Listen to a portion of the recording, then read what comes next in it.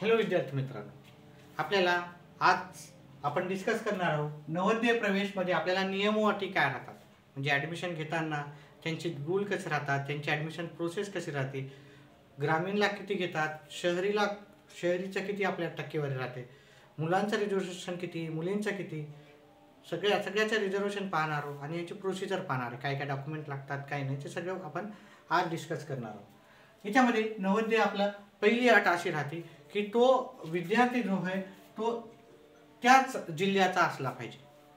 ठीक आहे, पहिली अट आहे जिल्ह्यामधीलच विद्यार्थी पाहिजे, त्या जिल्ह्यामधील विद्यार्थी।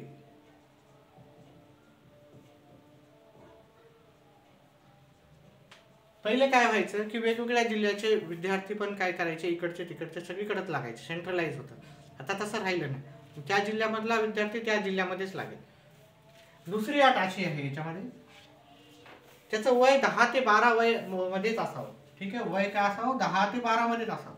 वय जास्त पण नाही पाहिजे कमी पण नाही पाहिजे, नाही तर मोठा विद्यार्थी 14 वर्ष झाल्याच्या नंतर त्याला पहिले टाकलंच नव्हतं नवोदयमध्ये ॲडमिशन घेण्यासाठी, म्हणून त्याला चांगलं ट्रेन केलं, त्याच्यानंतरच त्याला 5वीला टाकलं, असं चालत नाही। ठीक आहे, तर त्याचं वय जास्त पण नसावं आणि कमी पण नसावं, 10 ते 12 वय असं त्याचं असणं गरजेचं आहे। तिसरी अट आहे ही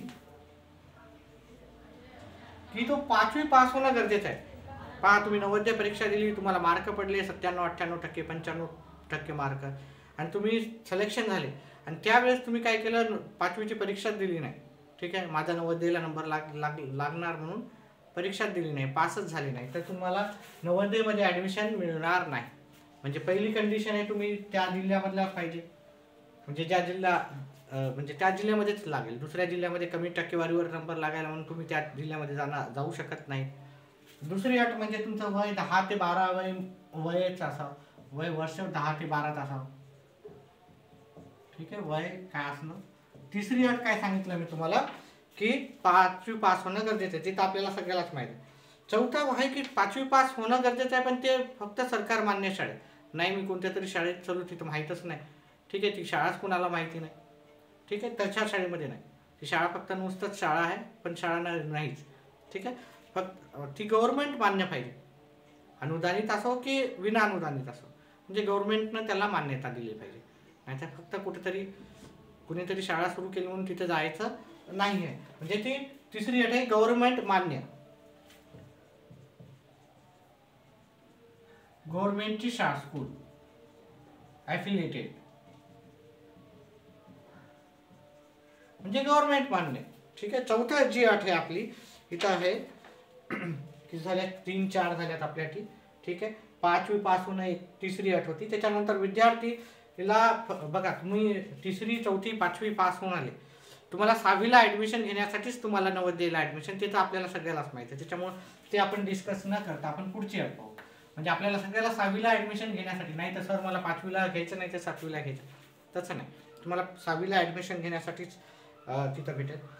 चौथी अशी अट आहे बघा की तुम्ही 3री 4थी आणि 5वी, ठीक आहे, ही कंप्लीट तुमचा पास असावं। ठीक आहे, इथं पास असते, ठीक आहे, त्याच्यामुळं त्याचा पण काही प्रॉब्लेम नाही। आता इथं पहा, ग्रामीण आणि शहरीचा रेशो काय असणार, ग्रामीण आणि शहरीचा रेशो काय असणार। ग्रामीणचे 75% लोक लागतात, ठीक आहे, ग्रामीणचे किती टक्के लागतात नवोदयमध्ये, 75%, आणि शहरीचं काय राहते, 25% लोक त्या प्रोसेसमध्ये ते घेतात। ग्रामीण आपण त्याला रुरल म्हणतो, आणि शहरीचे किती टक्के राहतात, शहरी विद्यार्थी राहतात, ज्याला आपण अर्बन म्हणतो, त्याचे 25% विद्यार्थी, असं त्यांचं कंडिशन राहते। म्हणजे त्यांनी सिलेक्शन करताना 75% जे विद्यार्थी आहेत ते ग्रामीण भागातून घेतात, 25% विद्यार्थी शहरी भागातून घेतात। पुढची अट आहे की त्यांनी 2 वेळेस 5वी दिलेली नसावं। जर तुम्ही 2 वेळेस 5वीला बसले असाल तर तुम्ही त्याच्यामध्ये ग्राह्य धरल्या जात नाही। ते एकदम सुरुवातीलाच तुम्हाला विचारतात की 2 वेळेस दिलेली आहे का, मी एकदम सुरुवातीलाच रिजेक्ट होतो, त्याच्यामुळं त्याचं पण तुम्हाला माहिती असते। ठीक आहे, त्याच्यानंतर पहा, जे ग्रामीण भागातून जे विद्यार्थी ॲडमिशन घेण्यासाठी अप्लाय करतात, ठीक आहे, मी काय सांगितलं, ग्रामीणमध्ये 75% आणि शहरीमध्ये 25%. पण जे ग्रामीणमधून जे ॲडमिशन घेतात त्याच्यासाठी अट पहा, त्याच्यासाठी अट अशी राहते की त्याने तिसरी पण ग्रामीणमधूनच केली पाहिजे, चौथी पण आणि पाचवी पण, ह्या तिन्ही वर्षाचं शिक्षण त्यानं ग्रामीण भागातूनच घेतलं पाहिजे. नाही तर काय होतं, आपण काय करतो, तिसरी चौथी तर शहरमधून घेतलं, आता आपल्याला माहीत झालं ग्रामीणला एवढं 75% आहे, मग आपण ग्रामीणमध्ये ॲडमिशन पाचवीलाच घेतलं, मग तुम्हाला तिथे ग्रामीण धरल्या जाणार नाही. तुमचं शिक्षण तिसरीपासूनच काय पाहिजे, ग्रामीण भागात झालं पाहिजे. काही काही जण करतात की तिसरीपासूनच मुलाला काय करतात, ग्रामीण भागामध्ये प्रवेश देतात. ठीक आहे, तर तिसरी चौथी पाचवी तिन्ही पण वर्ष, नाही तर सर आमचं तिसरी शहरीमध्ये झालं, चौथी पाचवी ग्रामीणमध्ये झालं तर चालेल का? नाही, तिन्ही वर्ष तिसरी पण पास ग्रामीणमधूनच पाहिजे, चौथी पण आणि पाचवी पण त्याचं ग्रामीणमध्ये. ही खूप मोठी अट आहे, महत्त्वाची, कारण ग्रामीणला जे आहे, जे वेटेज आहे, म्हणजे मुलं जे लागतात ते जास्त लागतात, शहरीतून कमी मुलं लागतात. ठीक आहे, ॲडमिशनमध्ये. त्याच्यानंतर पुढची अट आहे आपल्याला, आणि हे पण हे बघा, हे तिसरी चौथी पाचवी हे सरकार मान्य शाळेतूनच व्हायला पाहिजे. नॉर्मली आपण सगळे सरकार मान्य शाळेतच शिकतो. ओके, प्रायव्हेट असो की सरकारी स्कूल असो चालते, पण फक्त ती सरकार मान्य असो, नाही फक्त नावापुरतं ते सर्टिफिकेटच द्यायला. ओके, चौथी पास तिसरी पास तसं नसायला पाहिजे. आणि पहा, मेन ह्या रुरल जे म्हणजे ग्रामीण भागातून जे लोक येतात त्यांच्याजवळ तहसीलदारचं किंवा कशाचं तर कुणाचं तरी आपल्याला एक सर्टिफिकेट पाहिजे ना, तहसीलमधून सर्टिफिकेट पाहिजे. ते आपल्याला माहिती आहे, किंवा आपण ॲडमिशनच्या वेळेसच भरतो आपण तहसील, आपण जेव्हा फॉर्म भरतो तेव्हाच आपण हे तहसीलमधून सर्टिफिकेट काढतो. तर हे तहसीलचं जे सर्टिफिकेट आहे हे तुमच्याजवळ अवेलेबल असणं गरजेचं आहे जेव्हा ॲडमिशन, म्हणजे हे आपल्या डॉक्युमेंट ठेवायचे ना, तिसरी चौथी पाचवीचे आपली मार्कशीट ठेवायची, तहसीलचं सर्टिफिकेट ठेवायचं. त्याच्यानंतर तहसीलचा सर्टिफिकेटच्या नंतर जर तुम्ही कास्टमधून जर येत असाल तर तुम्हाला कास्ट सर्टिफिकेट पण आपल्याजवळ राहू द्यायचं. काय राहू द्यायचं? Caste certificate. जर तुम्ही ग्रामीणमधून या की शहरीमधून या, जर तुम्ही कॅटेगरीतून जर फॉर्म भरला असेल तर तुम्हाला काय पाहिजे, कॅटेगरीचं सर्टिफिकेट पाहिजे. जर तुम्ही ॲडमिशन घ्यायला गेले तुमच्या जो नंतर तुम्हाला कळालं की कॅटेगरीचं सर्टिफिकेट लागते आणि तुमच्याजवळ कॅटेगरीचं सर्टिफिकेट नाही तर तुम्हाला ते वेळ नाही देणार. ठीक आहे, ॲडमिशन करते वेळेसच तुमच्याजवळ रेडी पाहिजे. नाही ना, आमचं आहे, आम्ही नंतर भरूच, असं चालत नाही. तर जर तुम्हाला वाटत असेल की मला मार्क पडले तेवढे, तर ही गोष्ट तर लक्षात ठेवा की कास्ट सर्टिफिकेट काढायला सुरुवात करा. कास्ट सर्टिफिकेट जर नसेल तर, असेल तर चांगलीच गोष्ट आहे, नसेल तर तुम्ही त्याच्या तयारीला लागा की कास्ट सर्टिफिकेट आपल्याला तयार करायचं. त्याच्यानंतर पहा, हे झालं. आता तुम्ही जर अपंग वगैरे असाल तर त्याचं पण सर्टिफिकेट तुम्हाला तयार ठेवायचं आहे, नाही तर देऊत आपण नंतर ॲडमिशन झाल्यावर देऊ, असं चालत नाही. ॲडमिशन होण्याच्या टाईमला कास्ट सर्टिफिकेट पाहिजे. ग्रामीण भागातून असेल तर तहसीलचं जे सर्टिफिकेट आहे ते पाहिजे, नाही तर अपलोड केलं वगैरे सर नाही, ते एकदम चांगली जे आहे ते सांभाळून ठेवा. नाही अपलोड केलं तर झालंच, कुठेतरी फेकून टाकलं, असं नाही चालत. आणि जर तुम्ही ग्रामीण भागातून असाल तर तिसरी चौथी पाचवी तुमची, त्याचे पण तुमचे मार्कशीट तुमच्याजवळ हवे आहे. त्याच्यानंतर पहा, आता आपण पाहूत की रिझर्वेशन कसं राहतं. ठीक आहे, हे ग्रामीण आणि शहरीचं तर मी सांगितलं तुम्हाला. ग्रामीणमध्ये 75% लागतात आणि शहरीमधून 25% लागतात. आता याच्यात मुलाचं रिझर्वेशन किती राहते आणि मुलींचं रिझर्वेशन किती राहते आणि कॅटेगरी वाईज रिझर्वेशन किती राहते ते पाहूत आपण. बघा, मुली कमीत कमी 1/3 मुली पाहिजे. किती पाहिजे? 1/3 मुली. 1/3 मुली त्यांची संख्या असणे आवश्यक आहे. त्याच्यापेक्षा जास्त मुली घेऊ शकतात. समजा मुलींनी खूप मार्क घेतले चांगले, मग ते जास्त पण होऊ शकतात, 1/3 पेक्षा जास्त पण होऊ शकतात. आपली एकूण संख्या किती राहते नवोदयाची? प्रत्येक जिल्ह्याची राहते 80. प्रत्येक जिल्ह्यात किती राहतात? एका नवोदयमध्ये 80 विद्यार्थीचं ॲडमिशन होऊ शकते. आणि त्याच्यातल्या 1/3 मुली काय पाहिजे आपल्याला, म्हणजे याचा 1/3 काढलं तर जवळजवळ किती आहे? 80ला 3 भागितलं, इथं 2 आहे, उरले 2 आणि इथं 6 आहे, म्हणजे 6 तर नाही, 1/3 कमीत कमी आहे, म्हणजे 27 मुलीचं ॲडमिशन होणं गरजेचं आहे.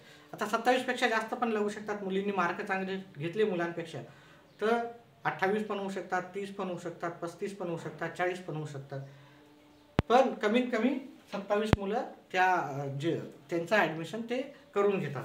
आता पहा मुलांचं सांगितलं, मुलींचं सांगितलं, त्याच्यानंतर पुढचं आहे की रिझर्वेशन आहे आपल्याला. तर रिझर्वेशन कोणाला किती आहे? रिझर्वेशन जर पाहिलं आपण तर SC ला आहे, याच्यामध्ये 15% रिझर्वेशन आहे. ST ला आहे 7.5% आणि ओबीसी ला रिझर्वेशन आहे 27%. आता हे त्यांच्या वेबसाईटवरच सगळं आहे. मी माझं स्वतःचा काही पर्सनल ह्याच्यात गोष्टी टाकत नाही आहे. जसे रूल नियम त्यांच्या वेबसाईटवर लिहिलेले आहे तेच मी त्याचा अभ्यास केला आणि तेच मी सगळं याच्यावर सांगतोय. ठीक आहे. तर SC ST आणि OBC याचं ते अशा प्रकारे सगळ्या गोष्टी घेतात. म्हणजे मुला मुलींचं पण एका शाळेत किती विद्यार्थी पाहिजे? आता एका शाळेत 80 विद्यार्थी खूप कमी वाटतात आपल्याला, कारण याचं JNUचं जे आहे म्हणजे जवाहर नवोदयतून मुलं खूप हुशार निघतात. गव्हर्नमेंटला जास्त विद्यार्थी वाढवायला पाहिजे, लोकसंख्या वाढलेली आहे, पण पहिल्यापासून जसं चाललं तसंच त्यांच्या ॲडमिशनमध्ये तेवढेच मुलं आहेत. खरं तर वाढायला पाहिजे.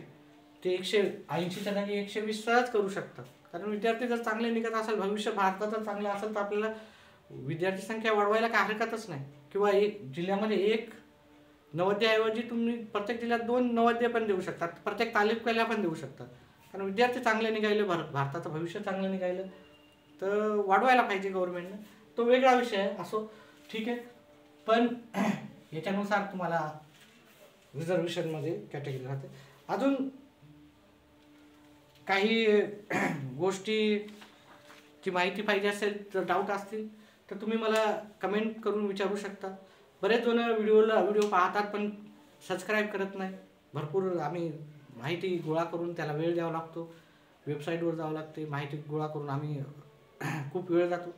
तर तुम्ही फक्त एक काम करायचं, फक्त चॅनलला सबस्क्राईब करत जा, जेणेकरून आम्हाला पण उत्साह येतो बाबा, जेवढे जास्त सबस्क्रायबर वाढले तेवढे जास्त. आपल्या चॅनलवर तर अजिबात सबस्क्रायबर खूपच कमी आहे, तर सबस्क्रायबर वाढवा. ठीक आहे. आवडला असेल तर व्हिडिओ, आणि काही डाऊट असतील तुम्हाला कमेंट बॉक्समध्ये सांगा.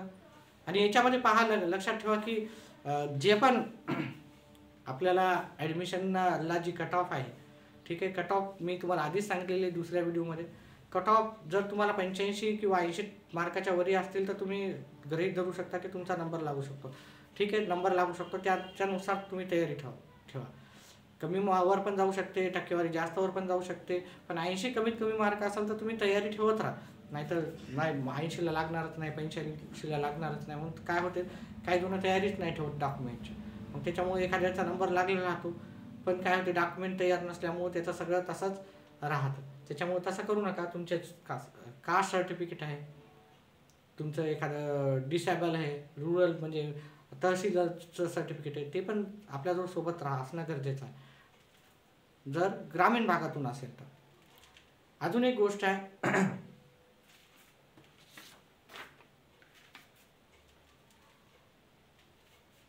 की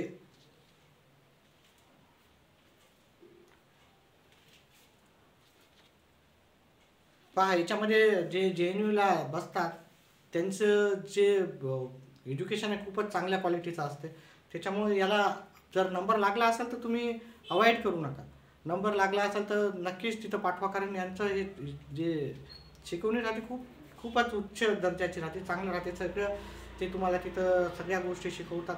त्याच्यामुळं ॲडमिशन होत असेल तर काही जण काय करतात, ॲडमिशन झालं तरी एखाद्या वेळेस मुलगा खूपच हुशार राहतो, ॲडमिशनला पाठवत नाही. ठीक आहे. तर असं ते त्यांचा पर्सनल राहतो. ठीक आहे. व्हिडिओ आवडला तर व्हिडिओला लाईक आणि चॅनलला सबस्क्राईब करायचं विसरू नका. व्हिडिओ पाहिल्याबद्दल धन्यवाद.